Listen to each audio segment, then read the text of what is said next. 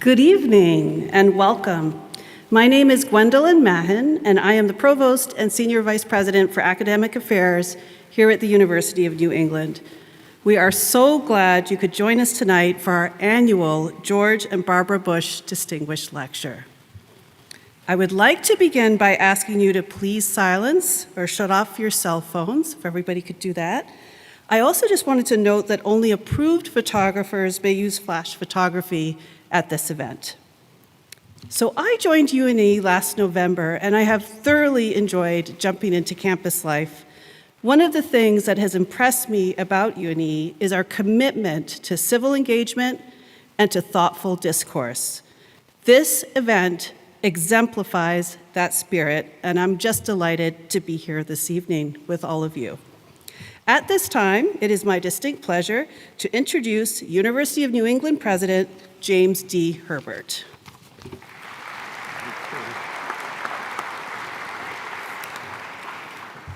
Thank you so much, Gwen.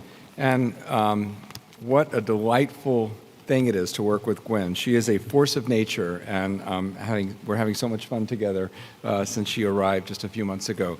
So good evening, everyone, and thank you so much for joining us. It's my pleasure to welcome you to the University of New England's 12th Annual George and Barbara Bush Distinguished Lecture. It's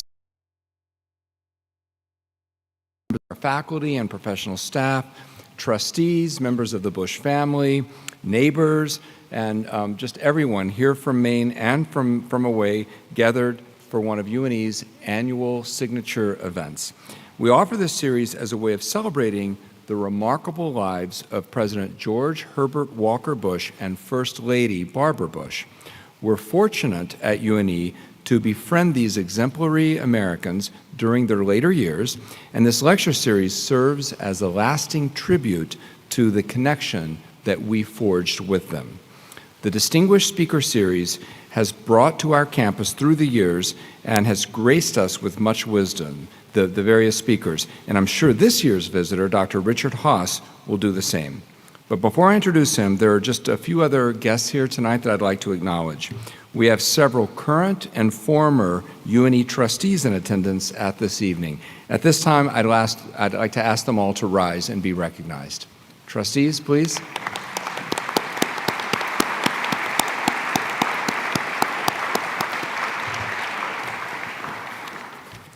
Thank you so much, all of you, for your service to UNE. As many of you know, this series has been made possible through the leadership support of the Whalen family.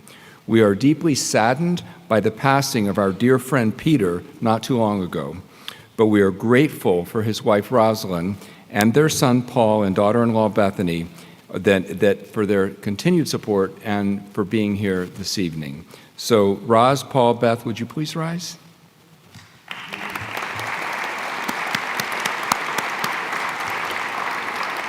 Thank you so much for your ongoing support of this series. We're very grateful, really appreciate it.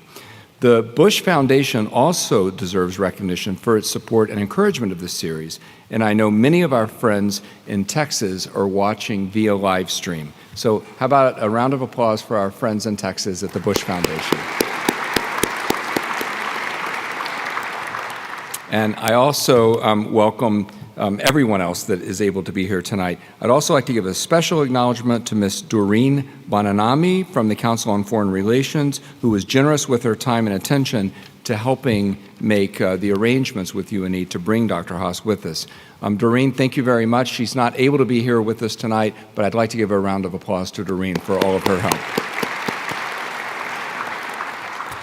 Although President and Mrs. Bush are no longer with us, their presence continues to be felt here at UNE.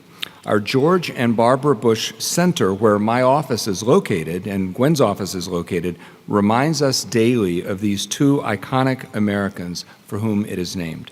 Furthermore, our George and Barbara Bush exhibit chronicles the Bush family's love affair with the state of Maine, their presidential years, and the Bush family's connection to UNE. And if you haven't explored this gem on our Biddeford campus, please do so. Please make a point to do so. I promise you, you won't be disappointed. The President and First Lady exemplified the commitment to public service that characterized America's greatest generation. Leading by example, they dedicated their lives to others. They were role models in their time, just as they continue to be today. At UNE, we had the privilege of getting to know them on a personal level. They ventured up the Saco from time to time on their boat to visit campus, taking a special interest in our students and their activities. Our UNE family and their family bonded over our shared passion for brightening the lives of others. Today's speaker has similarly dedicated his life to serving others and specifically to serving the country that he loves. From 1989 to 1993, Dr. Richard Haass was Special Assistant to President Bush and Senior Director for Near East and South Asian Affairs on the National Security Council.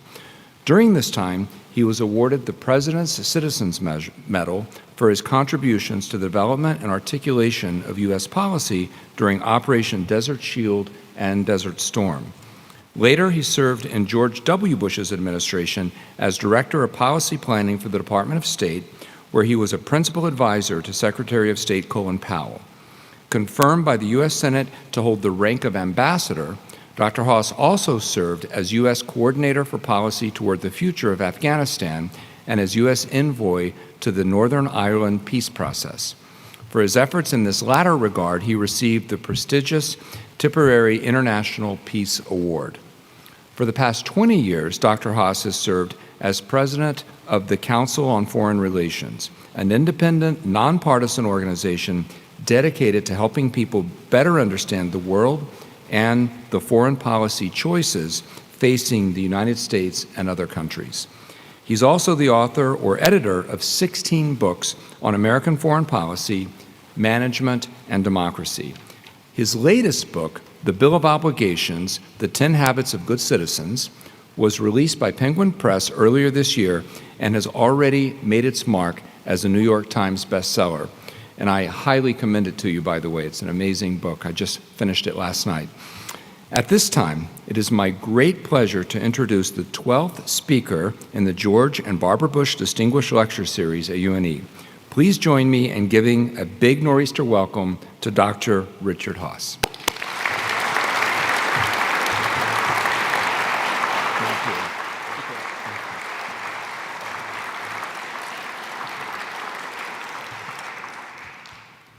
So I feel I'm 12 talking about 41. You can do the math. It's great to be here. Thank you, sir. Madam Provost, thank you as well. Great to be back to Maine. It's been a while. I want to talk a little bit about my former boss, the 41st president.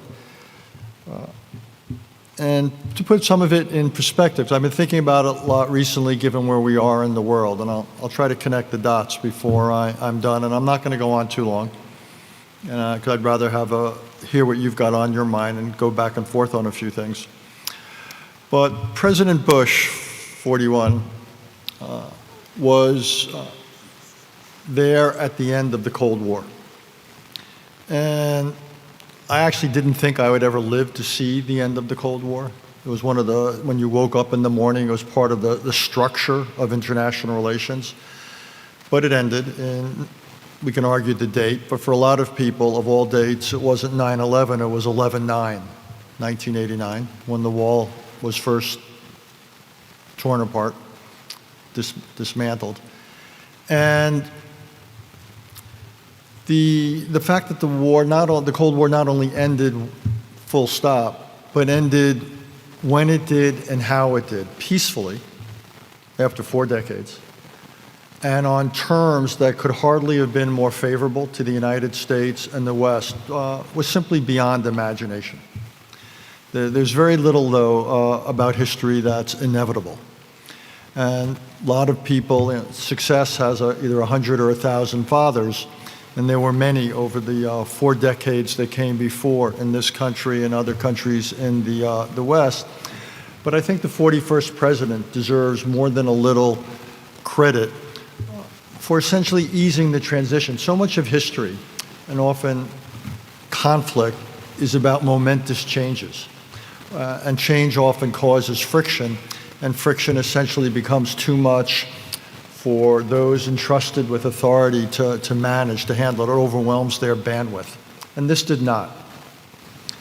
And it was both what he said, what he didn't say. He got criticized at the time, if you recall, for not being sufficiently celebratory and so forth, but he was already thinking ahead. And his view at the time was, look, this is the guy on the other side, Mikhail Gorbachev. He had to manage a transition for his country, a political and psychological transition.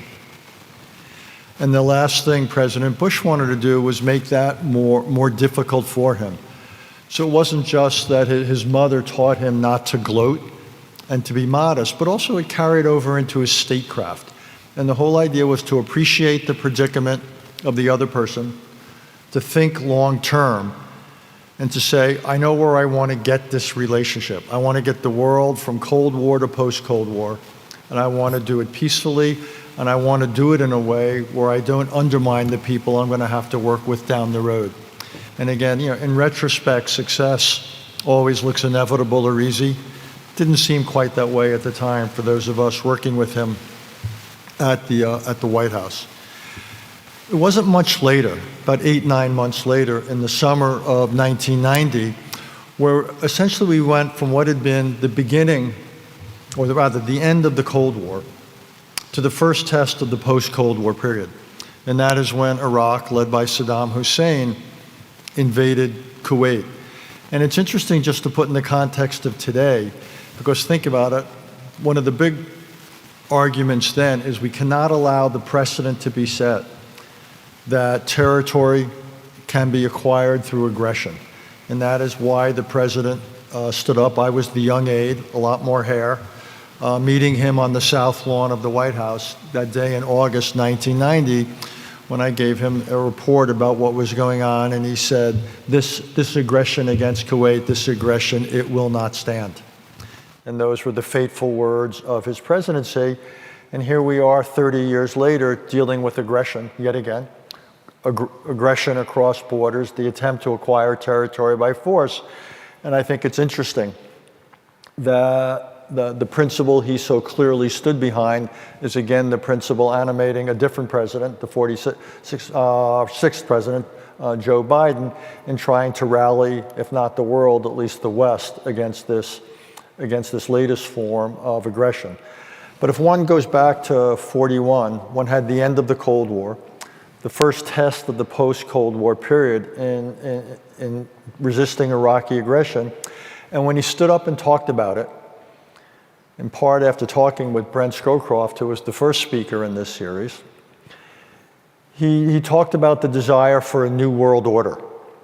And the whole idea was he was trying to manage this crisis of dealing with Iraqi aggression against Kuwait, not simply to push back the aggressors, but to do so in a way that would set norms and arrangements and patterns of, or habits of international relations that would stand us well for years or even decades to come. Which is why the United States rallied an international coalition, worked through the United Nations, worked through the Congress in successfully resisting aggression. And then, when things on the battlefield were going extraordinarily well, also not overreaching. He basically said, we have a mandate, domestically and internationally, I don't want to go beyond it, and we did not, to use the expression of the day, march on Baghdad, but we contented ourselves with restoring the status quo of pushing out the aggressors. I say all this because here we are 30 years later in a very different world, and from the optimism of the New World Order, we suddenly find ourselves in a world that suddenly looks very dark and pessimistic in certain ways. And that's what I've been wrestling with recently. How did we get to this point? And I wanted to say a few things about it here. So after 30 years, what we are seeing is what? First of all, despite the optimism of the New World Order, what we're seeing is something that looks very much like the old world. We're seeing cross-border aggression, unprovoked aggression, in this case Russia against Ukraine. And it's part of a larger story. Whereas 30 years, academics were writing articles and books about the end of history, about the triumph of the West, about the triumph of democracy, suddenly that looks rather premature. And what we're seeing again in Europe is a revival of geopolitical, not just rivalry, but conflict. And we're seeing it more broadly around the world between the United States and China. So the United States now finds itself directly at odds with Russia in Europe, working with our NATO partners there, and more broadly arrayed against what's seen as the threat posed by a much stronger China, a China that also is more repressive at home and more statist economically. We've also got other geopolitical challenges in the form, say, of a North Korea with a growing missile and nuclear arsenal, with an Iran that is using all sorts of tools to promote instability in the Persian Gulf. So one of the principal challenges of this world, 30 years after the end of the Cold War, is this revival of geopolitics. Indeed, if I were thinking about this in the sweep of history, and I think what we were actually experiencing is we've gone from the post-Cold War world of George Herbert Walker Bush to now what you might describe as the post-Cold War world. We've actually entered a different era of history where, for many reasons, the optimism of that previous moment has not lasted or has not been borne out. So think about it, the Cold War lasted 4 decades, from the late 40s to the late 80s. The post-Cold War world lasted 3 decades. Now we're in something of a new era. We don't yet have a name for it, we don't quite know its character, but we do know it's going to be extraordinarily demanding and difficult and dangerous, in part because we face, once again, major power rivalry, as well as the challenges or threats posed by medium powers around the world. But that's not all. And by the way, if this seems like a talk to encourage students to study international relations, you'd only be partially wrong. Because if you do, you will never be unemployed. The second thing going on, and it's one of the things that gives this period of history, again, its own unique coloring, is we don't just have a revival of the familiar stuff of geopolitics, but we also have global challenges. We've just essentially gotten through a pandemic that claimed well over 1 million American lives, nearly 20 million lives worldwide. And what we saw was that despite the unbelievable science of the mRNA vaccines, global arrangements were simply not in place to deal adequately with this challenge. The global institutions meant to deal with global health were simply not up to the task, in part because governments were not prepared to cooperate adequately. And climate change is yet another example. Just this week, the New York Times ran a big story, essentially how we're falling farther behind. The gap between the world and where it ought to be is growing. The trajectory we're on is truly dangerous. And again, it has the potential, and at some point, even to dwarf geopolitics as a defining feature of this century. I am not wildly optimistic about the chances for diplomacy in this regard. I think it's very hard for governments to think long term. All the pressure is to think narrowly and short term. And if there's hope, it may be in the realm of technology. We'll see. We'll see what the private sector can come up with, perhaps with government help, whether it's in the areas of alternative fuels, new generation of nuclear reactors, better batteries, carbon capture, what have you. We will see how this works out. My point is simply, we live in an extraordinarily difficult era of history where we have a renewal of the traditional stuff of history and geopolitics and the arrival of the stuff of modernity, which are the dangerous, difficult manifestations of globalization. But then there's a third factor. In addition to geopolitics, in addition to globalization, and that's the question of us, of the United States. Again, take a step back. When you look at the last, say, 75 years, from World War II through the present, the United States has played an outsized role in the world. And I would argue that for all the difficulties that have been encountered, for all the flaws and so forth, it has been an extraordinary run of history. After World War II, we avoided great power conflict. We didn't avoid all conflict, but we avoided great power conflict. Just contrast the first half of the 20th century with 2 world wars and what's happened subsequently. It was a period of an unbelievable increase in wealth across the world. The colonial period ended after World War II for the most part. The average lifespan in the world went up by decades. More people came to enjoy a degree of freedom and democracy than ever before in human history. Not bad. Not bad at all. And one of the principal reasons this was so is because the United States was willing and able to play a large role in the world in many ways. One, by the example it set. It showed that democracy could deliver. It could deliver not just politically, but economically and socially. We made progress dealing with some of our challenges, what Abraham Lincoln called the unfinished work of America, narrowing the gap between our principles and our reality in many areas when it came to the rights that Americans were able to enjoy. And the United States also played a large role in the world, forging institutions, and obviously not just forging, but providing the foundation to alliances in Europe and in the Asia-Pacific region. And the question going forward now, at a time, again, that we face these dual challenges of geopolitics and globalization, is are we going to be able and willing to play that kind of an outsized role again in the world? Because the one lesson I have from history is that without us, it's not clear to me the world will be or would be willing and able to meet these challenges. And for the first time in my career, I'm not so sure what the answer is. And when I often speak to groups like this, people ask you, what keeps you up at night? Is it the geopolitics? Is it the globalization? And I say, yeah, all those things worry me. They obviously concern me. But what really keeps me up at night is us. Whether we are willing and able to play the kind of a role that has proved so essential for over the years, which is what brought me to finally, as a foreign policy guy, to write a book about American democracy and about citizenship.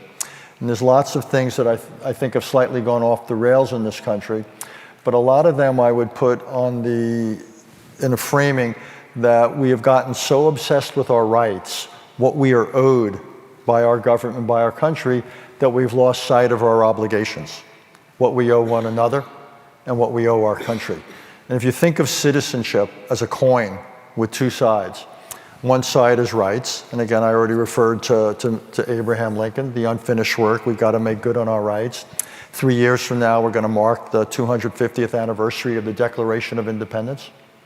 It would be a wonderful moment to, if you will, finish Lincoln's unfinished work, to close the gap between our principles and our practices. That would be a wonderful goal. But even if we were to do that, even if we were to somehow be able to finally close that gap, I would argue it wouldn't be enough. And the reason is that in a democracy, rights are not enough. They are essential, but they are not sufficient. And the reason's I think, pretty straightforward. Rights inevitably come into collision with one another. Think about it. A woman's right to choose versus the rights of the unborn. Someone's right to bear arms under the Second Amendment versus someone else's right to public safety. Someone's right not to get vaccinated or wear a mask versus someone else's right to health. So how in a society, how in a democracy, do we navigate a reality where our rights collide? It's interesting, former Justice Stephen Breyer on the Supreme Court, said the toughest cases that come to the court are not the cases of right versus wrong. Those are pretty straightforward. It's right versus right. That's what really challenges a democracy.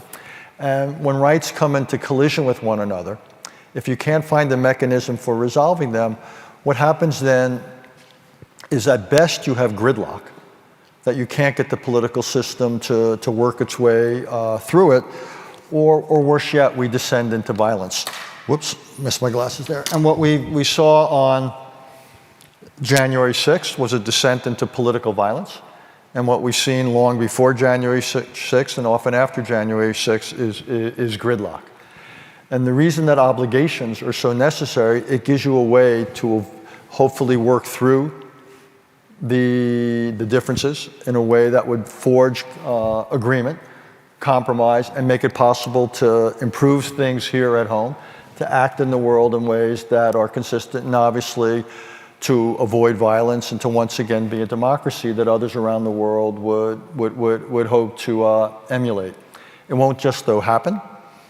I love one of the things you're doing on this campus, which is this marketplace of ideas. It's classic liberalism, it's tolerance, it's respect for intellectual and political diversity. That sort of thing, I would argue, needs to be done across the country, not just in educational institutions, but in all places where Americans come together. So you're setting, I think, a wonderful example here at UNE and what you're doing. But we need other things as well. We need citizens who are prepared to get informed, to get involved. The fact that we just had a critical midterm election where more than half of those eligible to vote did not is there's something deeply wrong there. We also need politicians, political leaders who are rewarded for making reasonable compromises, for acting civilly towards one another, for putting country before party or person. It's up to us to reward those who do that and penalize those who don't. Religious leaders have the pulpit. They should be preaching, again, the importance of civility, openness to compromise. They should be rejecting violence because of political differences. They need to stand up for the importance of each of us looking out for our fellow citizens. We are our brothers and our sisters' keeper. I think in particular, one of the things we should think very hard about is making civics a staple of everyone's education in this country. We would not think about having a young man or woman graduate school unable to read or do basic math or work some basics of computers. Why do we think not preparing them for citizenship in a democracy is any less essential? I simply do not think that anyone should be able to graduate from high school or college and not have under his or her belt the basics of citizenship. What is it that makes a democracy valuable? What does it make? What is required of citizens for democracy to operate? How does it work? And so forth. What are the basics of our history we have to know? We're the most heterogeneous society on the planet. It's hard to run a society filled with people of such different backgrounds. The way America has done that over the centuries is that we're a country ultimately based on ideas. We're based on values, many of which are in the Declaration of Independence again. But the challenge for us has been is that we haven't been teaching it. And what we're learning, I think, and we got something of a wake-up call, is that we can't assume our narrative is transmitted. We have to take the lead in transmitting it, and that again is the obligation to teach civics in our schools, to promote public service and so forth. All of which brings me back to George Herbert Walker Bush. When I think about his life and his career, so much of what he did exemplified, I would think, what we want. Obviously, he was involved in public life. He was open to compromise. Indeed, he paid an enormous political price for compromise when he put together a deal with people from both parties on taxes and spending. Paid an enormous political price for it, but he did it. Why? Because he thought it was in the best interest of the country.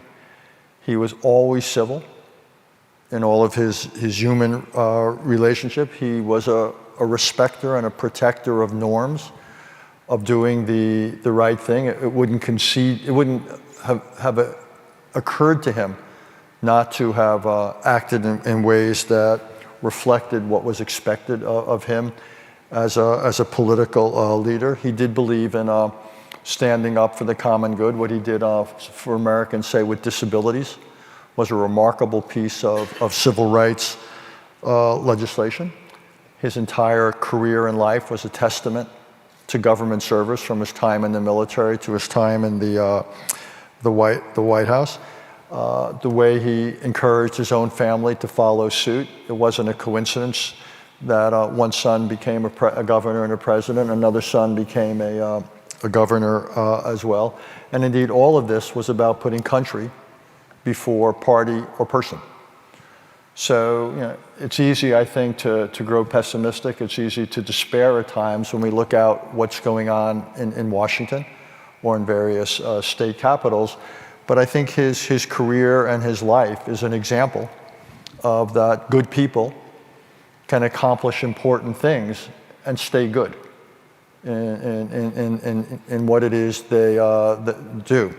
And my own sense is when history is written with the passage of time, he will emerge as one of the most successful and important presidents in this country's history. And my own reading of it is that we were fortunate to have him when we did, because again, the great struggle of his moment in history was the end of the Cold War, and I just don't think it was baked into the cake that it would turn out the way it did when it did. But actually, it took some very careful, judicious handling of events. So I hope from some of that, it gives you, particularly younger people here, the students, some encouragement to think about careers in government. I'd love for the best and the brightest to once again choose government as either a stint or as a vocation. You can make a difference on a big scale, and if you choose to go that way, you could do a lot worse than model yourself after the 41st president. Why don't I stop there, and I'd love to have your questions either about matters of civics and citizenship, or rumor has it there's 1 or 2 problems in the world going on that are filling the inbox, so we could probably talk about that as well. But again, let me thank you for having me here at UNE, and again, let me applaud you and the president for what it is you're trying to do on this campus and making it a model of civil discourse.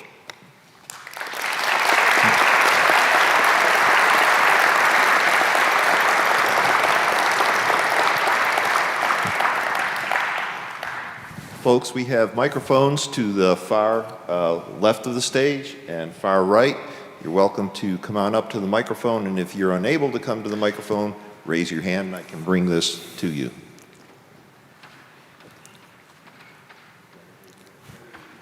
Yes, ma'am. Hey, good to see you again since lunch. Brooke. Yeah, hello. Hope you enjoyed your day on campus so far. So you were talking about how it's so important to be strong at home to be strong overseas. So my question to you is, how do we promote healthy nationalism? Thank you, Brooke. Hey, you said to bring the heavy-hitting questions. So. There we go. I didn't mean it, though. Look, nationalism's an interesting word, and I like your phrase, healthy nationalism. I think there's probably a danger in having too much or too little of it. I mean, nationalism can take many forms. It can become intolerant at home or abroad. A nationalism domestically is in many ways can be inconsistent with the Bill of Rights, and so of course it can become intolerant. So we have to be careful that we don't define Americanness narrowly.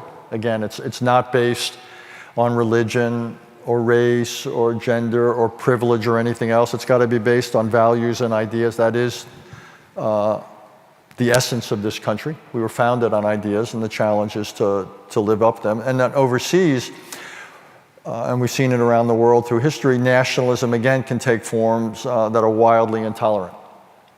And it could become an excuse for aggression. I think we're seeing elements of that in Russia's war against Ukraine. So to me, a healthy sense of nationhood, of patriotism, is one that wants to improve it. We live up to our values. I mean, it was Ronald Reagan who spoke not just of patriotism, but informed patriotism. And it's the reason in this book I made being informed as a citizen the first of the 10 obligations. I think it's basic. So I think we want to have we want to be proud. I mean, one of my few disagreements with Madeleine Albright, who was a dear friend, is I used to say, I think we are the world's indispensable nation, but I don't want us saying it about ourselves. I want others to say it about us. I think it's useful when we're humble, when we go about things in the world. So I think we ought to have a healthy sense of ourselves. The best thing we can do is show that democracy in this country is working. Others around the world will get the idea. We don't have to push it. They will see it. And they will say, we want some of that where we are. We like what they're doing there.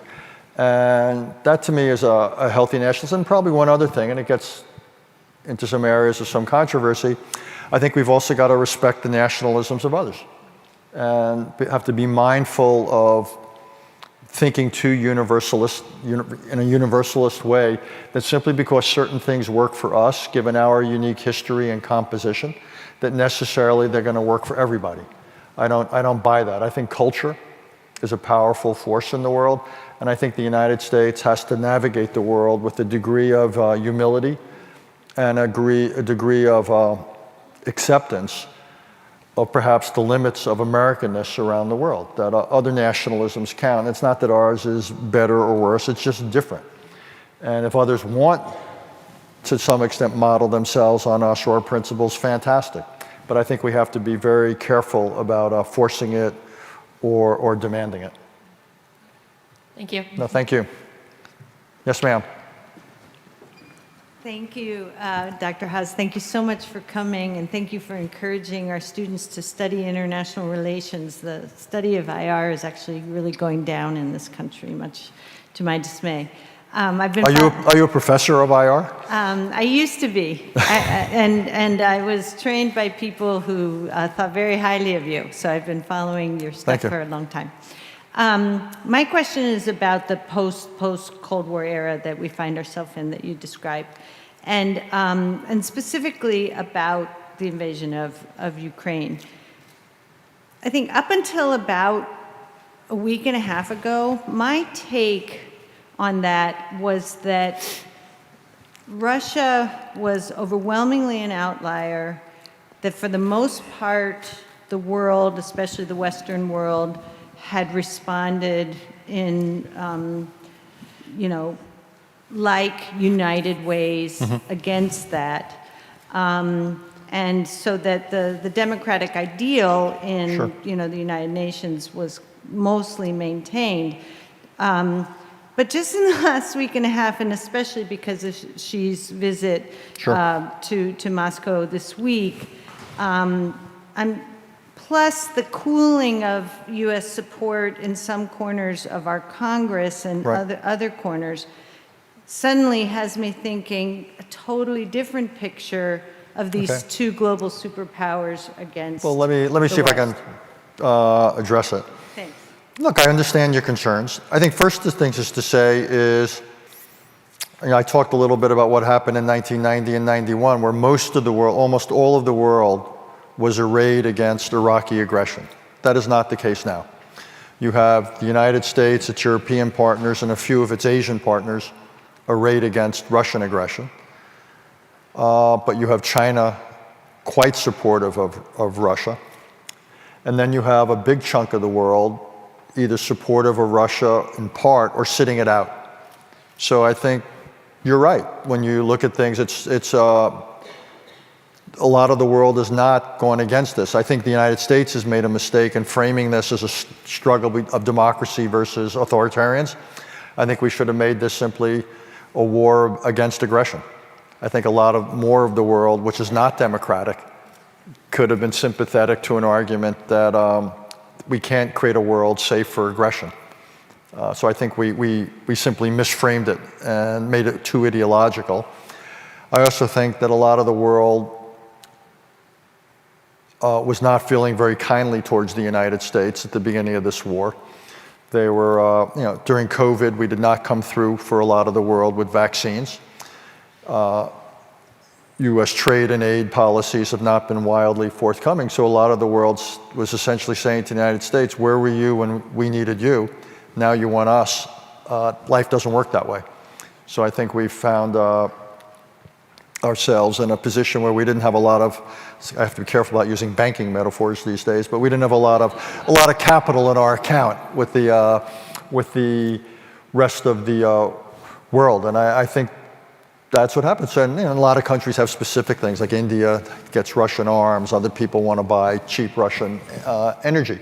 But I think what this is a reminder that history unfolds, and we've come a long way from a U.S.-dominated world of 30 years ago, when 41 was president. to now. And I think, again, it's an interesting question of how did we get to this point.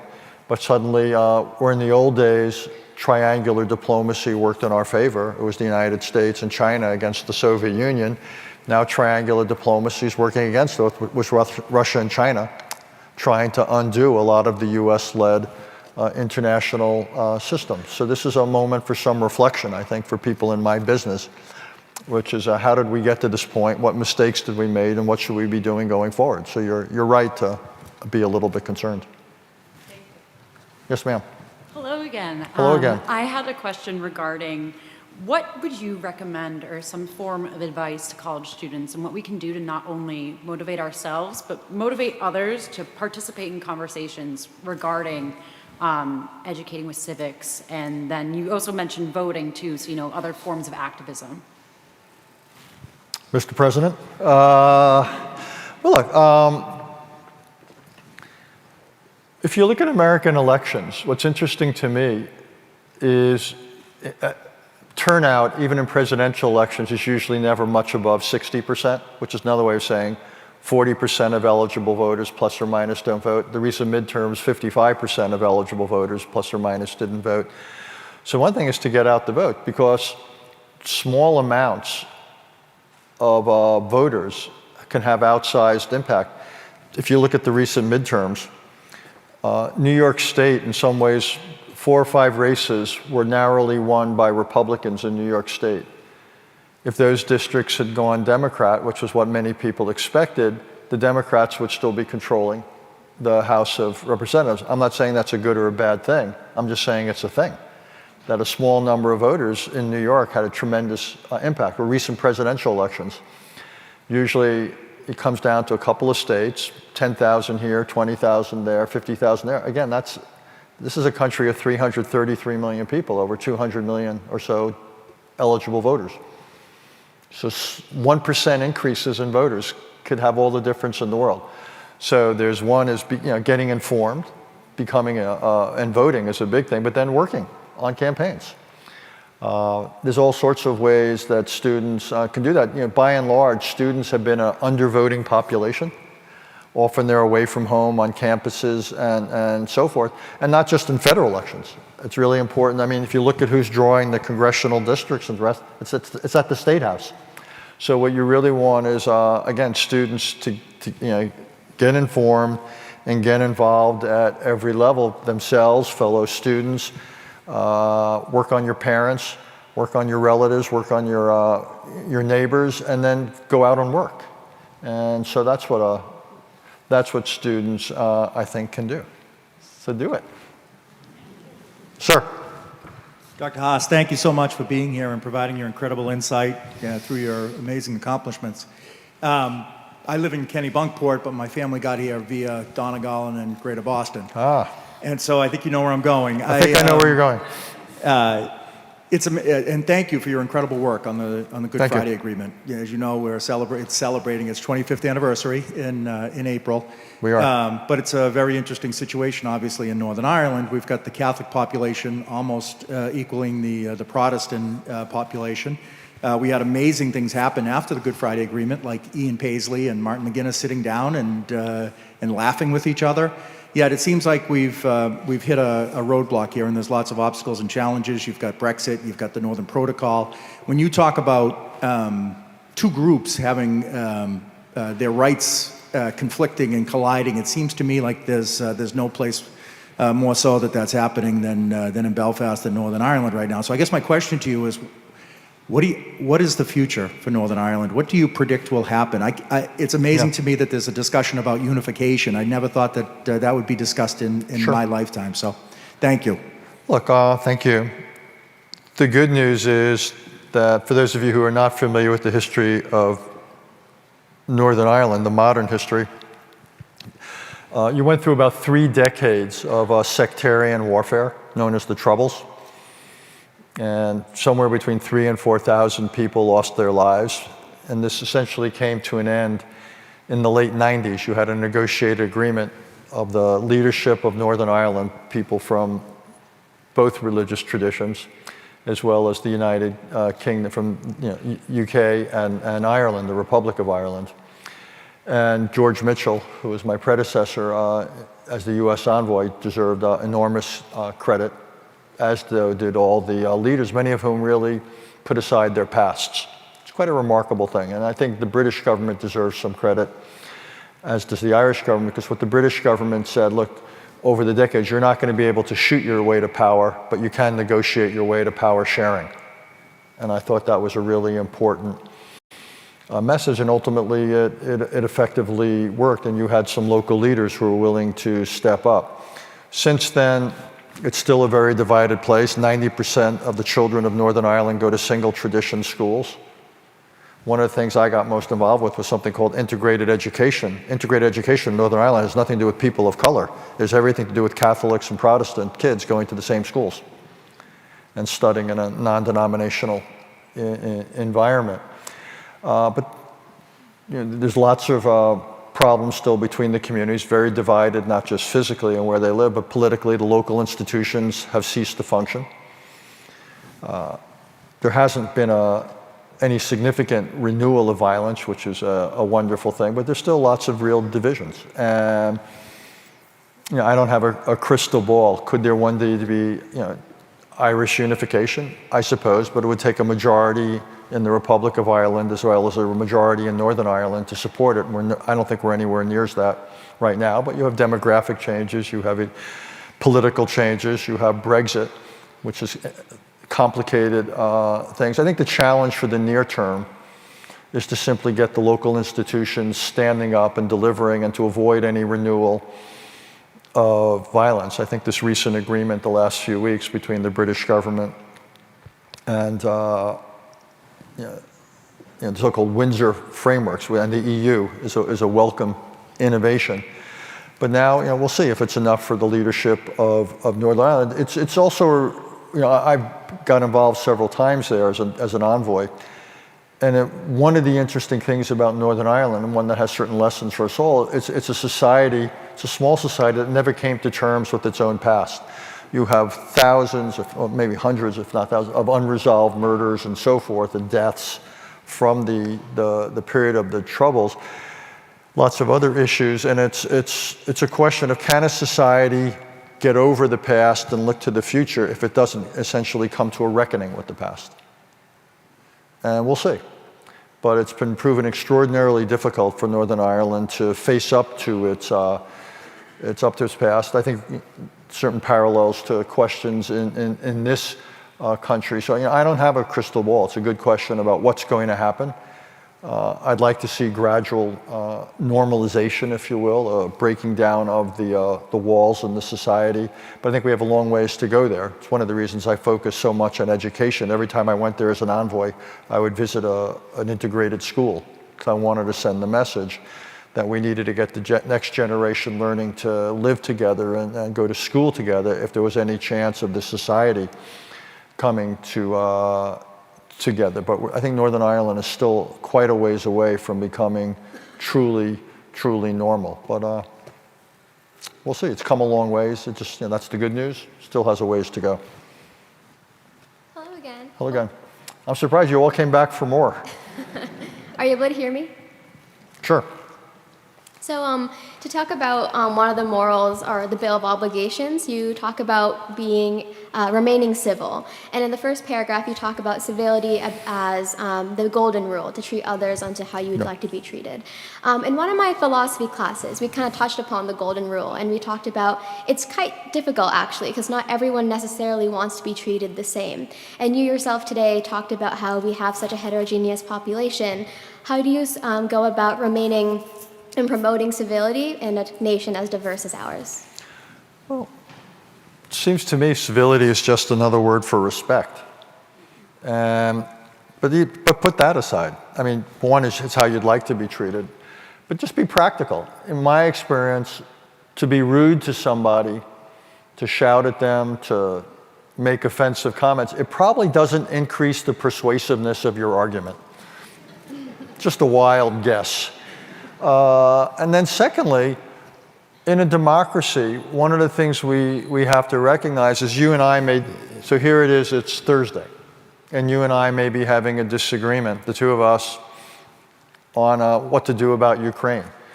But tomorrow we may want to be able to work together on what to do about some global health problem or some domestic education problem.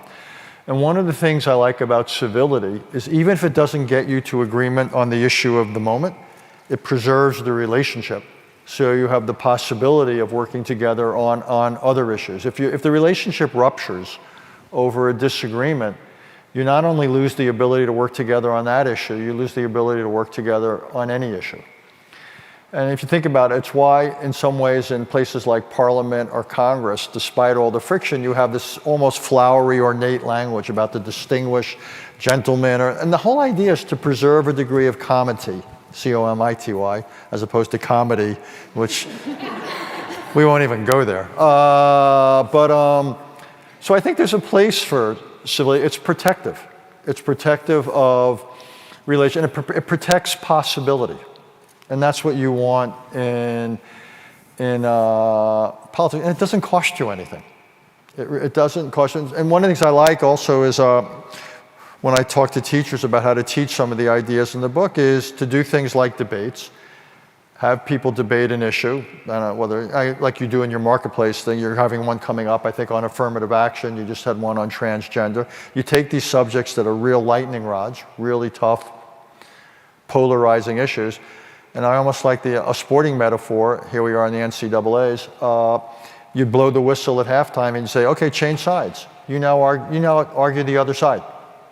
And I think that's a great way or change the groups. We had this side of the class and just mix it up almost by lottery. And this week you're working, this person's your partner in the debate. And I think things like that are really good because, again, civility is all about relationship maintenance. And it doesn't allow the disagreement or the issue at hand to get in the way of relationships, which I think is a pretty good, something most people can buy into. And it's also something where religious leaders could make a real difference. This is a country of people, Americans more than just about any other country, go to churches or synagogues and mosques. And I would love to see people who stand at pulpits, use those pulpits to advocate for things like civility, to reject violence in the political space, to encourage people to look out for one another or to be open to compromise. That's if people have moral authority, I would argue they ought to use it. Sure. I have two quick things. So first off, I just want to thank you for being here, and it's opened my eyes to conversations like this that I wouldn't normally have with anybody. So thank you. I want to thank you for that. You're a student here? Yes. Good. I hope you get I'd give you an A based on that. I appreciate it. And then second off, it's not really the main discussion of this talk, but you mentioned briefly about the environment and climate change, and that's something I'm pretty passionate about. Yeah. And I'm wondering how you think that we can come together as a community, like a university or just a country in general, to combat this issue, as in the Gulf of Maine where we live, it's being affected the most. Yeah, I don't know. It's a good question. I don't know anything about the Gulf of Maine, I'll be honest with you. Look, I think in this, in various communities, states, cities, this country, it's tough. Climate change has become an unfortunately politicized issue in ways I wouldn't have predicted. I didn't quite see it coming. But we are where we are. I still think there's areas of potential compromise. I think both sides of this conversation, I'm not saying they're equal, but various sides of the conversation have made mistakes. I think, for example, there's still a role for fossil fuels for decades to come. Now, not all fossil fuels are equal, but there is a role for fossil fuels. I think we have. On the other hand, I also think there's a role for nuclear. There's a role for renewables, carbon capture. There's no single silver bullet in national policy. I actually think climate policy can and should be designed and carried out in ways that are good for jobs and good for the economy. I think it's just this side of crazy that we're expanding solar, but virtually everything we're doing, we're importing, as opposed to producing a lot of it in this country. So I almost feel like we need a timeout in the climate debate to lower the political temperature and almost to restart it and to see whether we can come up with something of a comprehensive approach to deal with energy security, economic security, and climate stewardship, and to almost reimagine and restructure the conversation, because the problem's just getting worse. And I think there's a place for people across the political spectrum to come together. But I think that's at the national level. International level, it's really tough. Really tough. And again, I'm not very optimistic about the diplomatic approaches. I think, again, technology is going to be far more significant. I would think at local levels, it's to put together almost packages that have something in it for everybody. And there's got to be a big economic security component for those who, at least in the short run, are adversely affected by what might be responsible climate policies. And we have to also just make sure that our timelines, the sequencing or the timing, how do I put it, the timelines sync up. I think in recent years we got too fast on certain climate, and we were winding down certain things on fossil fuels too quickly, and we got caught up short. So I think we need to have a realistic projection of timelines on what to do on all the fronts, and at every step of the way show that it pays. So I think it's difficult, but not impossible. And I would approach it very practically, not ideologically. So I wouldn't make it I think to the extent climate change is treated as almost an ideological issue, it's a big mistake. I would just treat it almost from the ground up as a really practical issue. And then I think there's a chance of getting some fairly broad political support. But good luck and stick with it. Yes, sir. Josh. Yes, thank you again for coming today and for answering my questions earlier on your book. So switching gears, over towards your other kind of expertise. As I'm sure you're aware, the countries that are what we call the BRIC countries, or BRICS if we include the S there, and the recent peace agreement that was made between China and brokered by China between Saudi Arabia and Iran, and now this week as well between China and Russia. Should we be afraid and worried now that we have an agreement that we're not part of, that now holds the most oil, that holds the largest population in the world as well? I'm going to reassure you, Josh. Okay? You're going to sleep better tonight after you hear this. Look, the United States, over the last 3 presidents, has made a strategic decision to dial down its involvement in the Middle East. We can argue whether that's right or wrong. In principle, we can argue whether it's right or wrong and how it was done. The fact is, we've done it. So you can't dial down your presence and involvement and not expect that things are going to happen. Sure. And what's happened is other outsiders, in case of China, have gotten more involved. China, by the way, is a massive, much more than us, is much more dependent on Middle Eastern energy than we are. So you have that. You've also got the locals wanting to become more autonomous. The Saudis weren't too happy when, late in the Trump presidency, Iran attacked Saudi refineries. The United States didn't lift a finger. The Saudis weren't so thrilled about that. They also weren't so thrilled when the United States, in this administration, kept pushing them very hard on human rights issues and democracy issues.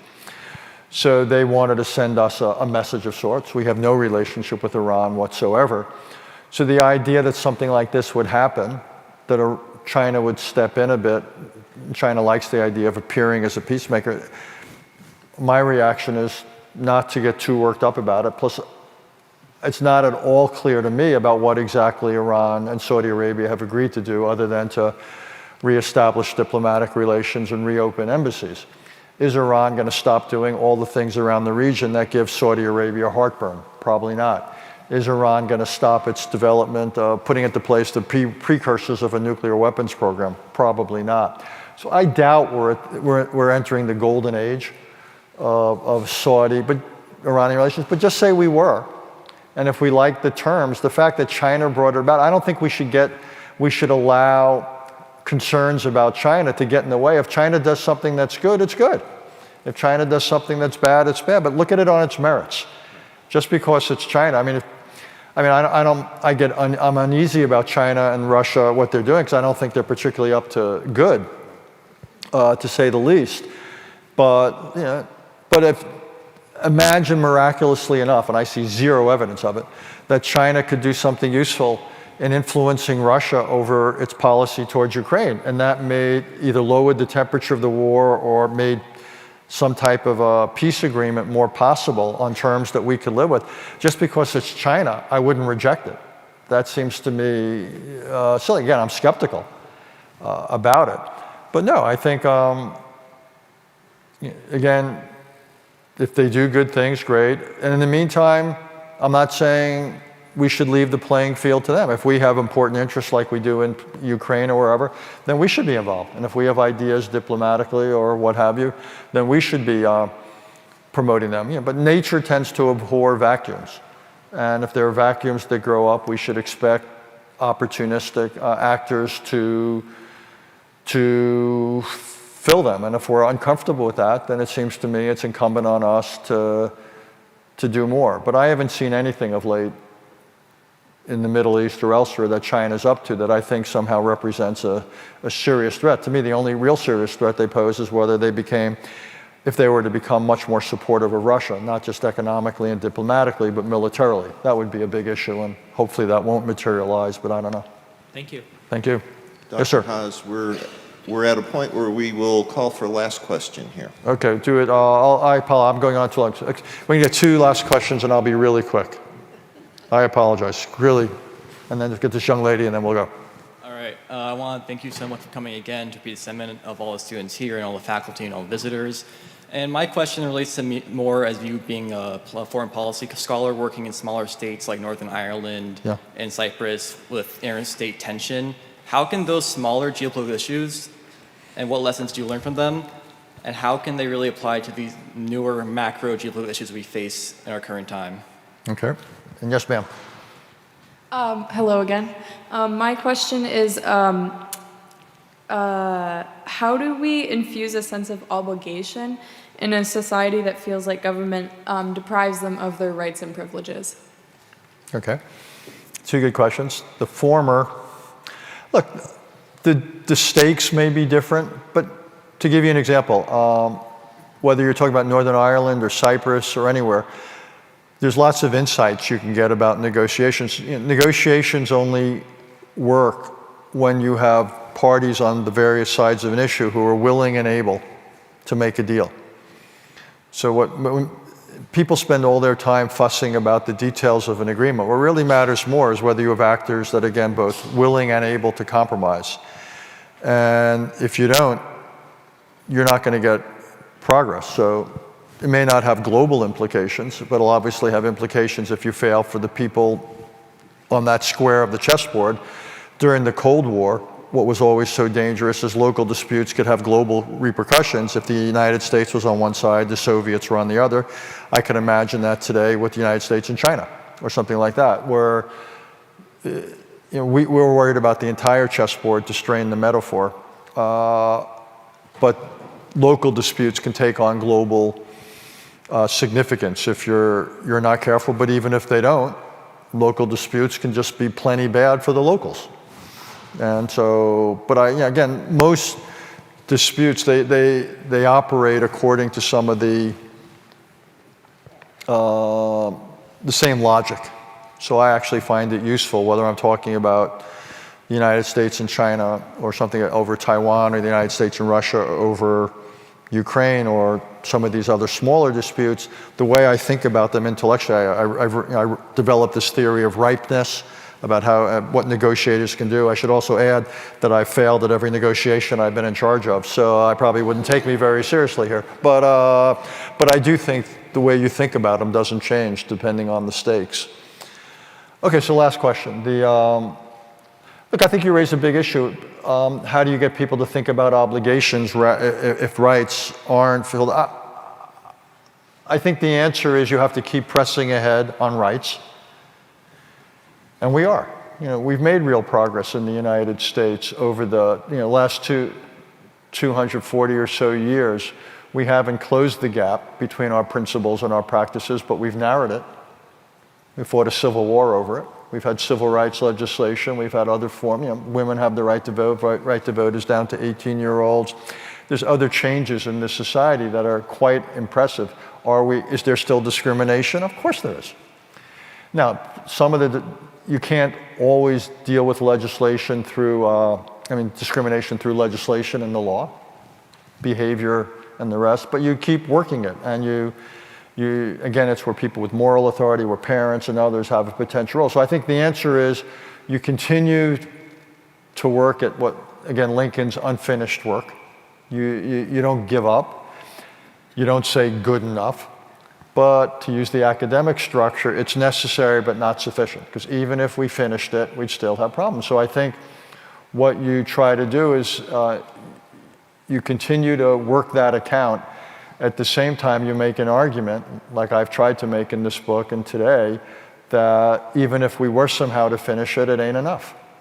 And our democracy still would not be delivering adequately for ourselves. It's in our self-interest to have a balance between, and to focus not just on rights, but on obligations. And I think you just have to explain to people how they would benefit from it and what's being asked of them. I mean, public service, yeah, it's good for the public, but it's good for the individual.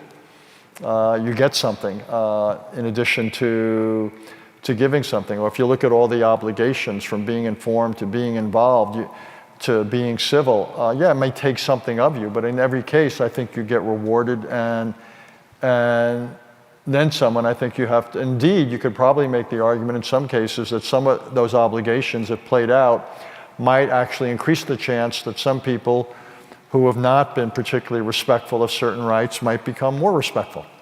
That there might, so there's a, obligations have two sides. There's the side of them that is what's normative. It's the right thing to do. It's the proper thing to do. But also there's a practical, it might actually bring you some desirable effects. And I think you can argue it on both sides. But I would never argue that an emphasis on obligations means less emphasis on rights. I'm much more worried about the opposite. We've almost exclusively asked ourselves, what does the government owe us economically and politically? We've stopped asking Kennedy's question about, ask not what your country can do for you, but what you can do for your country. I don't think we ask that nearly enough, and I don't think we ask ourselves enough what we can do for our fellow citizens. So I'm not arguing against rights. I'm arguing for obligations, and I think it's a different thing. But thank you, and thank you all.